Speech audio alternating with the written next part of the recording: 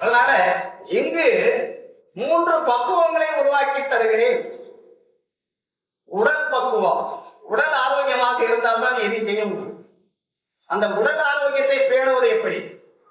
மனப்பக்குவம், மனப்பக்குவம் இருந்தால்தான் நான் எந்த காரியத்தையும் செய்ய முடியும்.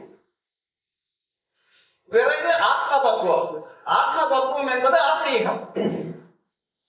அதை நான் ஆத்ம பக்குவம் என்று பேர் கொடுத்திருக்கேன் ஆத்மீகத்துக்கு. ஏன்னா அந்த காலத்துல ஆத்மீகம் என்றாலே எல்லாம் மூட நம்பிக்கையா இருக்கு. உண்மையான நம்பிக்கை எங்கேயோ தேடி குடிக்க வேண்டியிருக்கு. எல்லா புராணங்களும் சொல்வதையும் வேதங்கள் சொல்வதையும் எல்லாம் தான் அப்படியே அதை மாற்றி எடுத்துக் கொள்கிறார்கள். எதற்காக சொல்லப்பட்டு இருப்பதை விட்டு விட்டு வேறு ஏதோ முக்கியமாக அதாவது நம்முடைய புராணங்கள் வேதங்கள்லாம் சில அடிப்படை தத்துவங்களை நமக்கு போதிப்பதற்காக எழுதப்பட்டவை, உண்டாக்கப்பட்டவை. ஆனால் அந்த தத்துவங்களை மறந்து விட்டு அந்த கருத்தை புனிதமாக நினைக்கிறோம், மிக மிக புனிதமாக நினைக்கிறோம். அதையெல்லாம் என்னுடைய சீடர்களுக்கு அந்த நிலைகளை எல்லாம் மாற்றி அமைத்து இந்த மூட நம்பிக்கைகள் எல்லாம் மாற்றினால் அவர்கள் உண்மையான ஆத்மீகத்தை செல்ல முடியும். உங்களுக்கு ஒரு சின்ன உதாரணம். இலங்கேஸ்வரன் 10 தலையுடைய ராவணன், 20 கரங்களை உடையவன் அப்படின்னு எல்லோருக்கும் தெரியும். ராமாயணத்தில் சொல்லுவது எல்லா கலைகளையும் கற்றவன், ஆய கலைகள் 64 கற்றவன். அவனுக்கு 20 கைகள் இருப்பதாக வச்சுக்கிறோம். இந்த ஒரு தோள்பட்டையில 10 கை, இந்த தோள்பட்டையில 10 கை. ஒரு கைக்கே இடம் இல்லை, அசைக்க முடியல.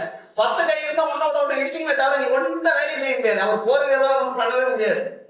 ஒரு கொத்து மாதிரி இப்படி நிற்கும், ஒன்னாசம் இன்னொரு மாதிரி நிற்கும். 10 தலை இருந்து வைங்க.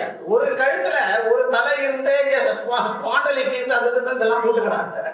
10 தலை இருந்தா என்ன ஆகும்? ஒரே கழுத்துல 10 தலை இருக்கா? அதெல்லாம் யாருக்கும் தெரியாது. அதெல்லாம் நம்ம புராணத்திலையும் சொல்ல. என்ன அர்த்தம் தெரியுமா?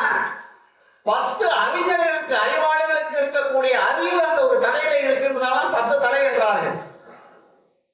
10 அறிவாளிகள், 10 ஞானிகள், அவர்களுக்கு இருக்கக்கூடிய அறிவு அவனுக்கு இருந்தது என்று சொன்னதால் அது 10 தலையாகிட்டாங்க.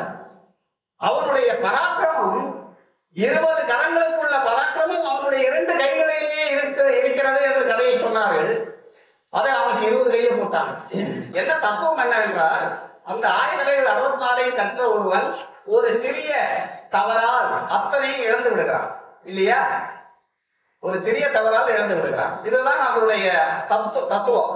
ஆனால் அதையெல்லாம் நம்ம நினைச்சுக்கிறது கிடையாது. இப்படி மூட நம்பிக்கைகள் கதையில் சொல்லப்பட்டிருந்தால் ஒரு உதாரணம் சொன்னால், நீ மலை மாதிரி வந்து காப்பாத்துறப்பா அப்படின்னு சொன்னா பெரிய மலையை போட்டுரும். அவன் மனுஷன் அது மலை மலை மாதிரி வந்து காப்பாத்துனார். இப்படி இந்த உதாரணங்களை அப்படியே செயல்படுத்தி மூட நம்பிக்கையாக மாற்றி காண்பிப்பது நம்முடைய புராணம்.